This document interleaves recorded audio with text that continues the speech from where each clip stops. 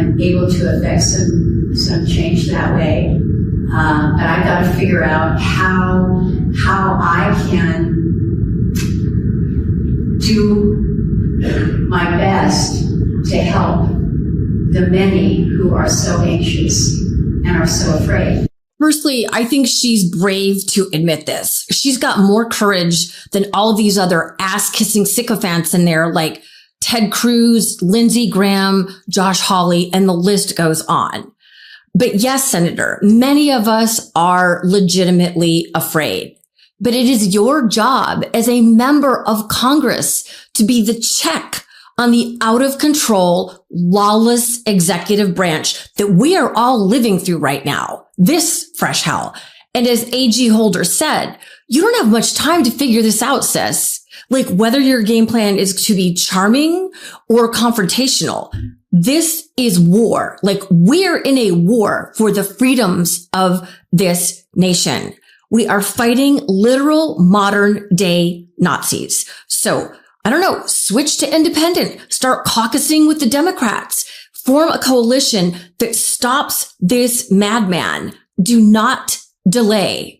And this is how far America has fallen just in fewer than 100 days that Trump has been in office. According to The Economist, the Pentagon, under the disastrous leadership of Pete Hegseth, recently asked an ally, and as an aside, do we really have any allies that aren't on the axis of evil anymore? Anyway, recently asked an ally why it was still supplying weapons to Ukraine, a challenge that was ignored. The report mentions that Trump aides are tired of European efforts to strengthen Ukraine. In other words, Trump aides and the Trump regime are tired of fortifying democracy. It's very clear they are not on the side of democracy. And it's very clear if you are just kind of paying attention to the news cycle outside of the bubble of Fox and Newsmax, etc., that Donald Trump is very, very much in the hand of Vladimir Putin. Like, it gives me chills, but I really feel like Vladimir Putin is operating within the White House, that he has all access to anything he wants to know about our government, which is beyond scary.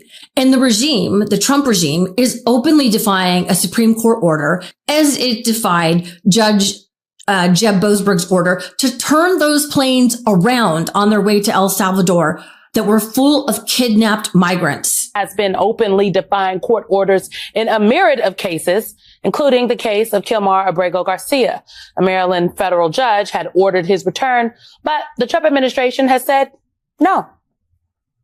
Now, MS-13 is characterized as it should be, as an FTO, as a foreign terrorist organization. So he is not coming back to our country.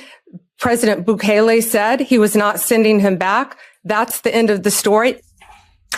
I didn't know you could tell a judge no. And also, I will note that the Attorney General, nor the White House, nor the President of the United States, nor El Salvador has given us any evidence that Kilmar Abrego Garcia is a criminal.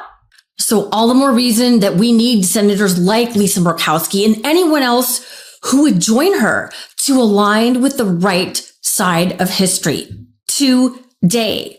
Look at brave Senator Chris Van Hollen, who literally put his life on the line by going down to El Salvador to look for and defend one of his citizens. So, let that courage rub off on you. Like, if you need to borrow some of his courage to stand up against this authoritarian regime, Senator Murkowski, et cetera, do it. Do it right now. And as Melissa Murray, a law professor at NYU, points out, the judicial branch cannot be expected to do all the heavy lifting by itself with this runaway and criminal executive branch. The courts are doing a Herculean job right now, standing up to this administration, but it's not really the job that they were intended to do, or at least not what they were intended to do alone. This is a tripartite system of government. The judiciary is just one branch. The other branch is Congress. And I would say here, with all due respect to Congressman Khanna, who I know from law school, Congress has completely abdicated the field here. And I know that the Democrats are not in a majority here, but this is a situation where a president is acting so lawlessly that Congress should be empowered to act, whether it is through oversight, whether it is through the power of the purse. Turn off the lights in the White House until there is compliance with the judicial order. There are lots of things that Congress can do if it has the will to do it, if it is acting on behalf of the American people. And that is the question here, too. And I want people to understand this. If you don't stand up and fight now, if you don't take a position now, it's going to be too late. It's long past go time, and the regime is ratcheting up its tactics. A Trump thug is now threatening to arrest anyone who tries to advocate for wrongfully detained or kidnapped immigrants like Kilmar Abrego Garcia, and he's just one of many.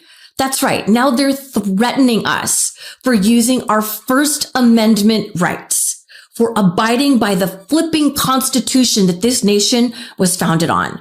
This is certainly not the America that I thought I lived in, but it's the one that we are dealing with right now. So while law firms fold and are already learning that there is no appeasing a dictator, iconic institutions like Harvard are saying, no, thanks, we'll see your asses in court. Same for Sussman Godfrey, a firm that threatened with an executive order. Well, they turned right around and filed a 66-page counter lawsuit. And in a moment of such cowardice, with some of America's biggest law firms folding, I take great comfort in this excerpt. The firm said that the president's executive order goes, quote, far beyond law firms and lawyers. Quote, the executive order targeting Sussman Godfrey is unconstitutional and retaliatory. No administration should be allowed to punish lawyers for simply doing their jobs, protecting Americans and their constitutional right to the legal process. Today, it is our firm that's under attack, but tomorrow it could be any of us. As officers of the court, we are duty bound to take on this fight against this illegal executive order. Bravo. Duty bound. They are adhering to the oath that they took to be officers of the law, to be officers of the court. So that is where we are. And when this is over someday, the heroes will be remembered, but so too will the cowards. And, you shouldn't be in office if you're too afraid to stand up to a criminal thug dictator in the making. Don't be a reporter if you're too afraid to write or speak the truth. Like, if that's too much for you, fine, but then get the hell out. And the more of us that do this, the more of us that step up and coalesce together.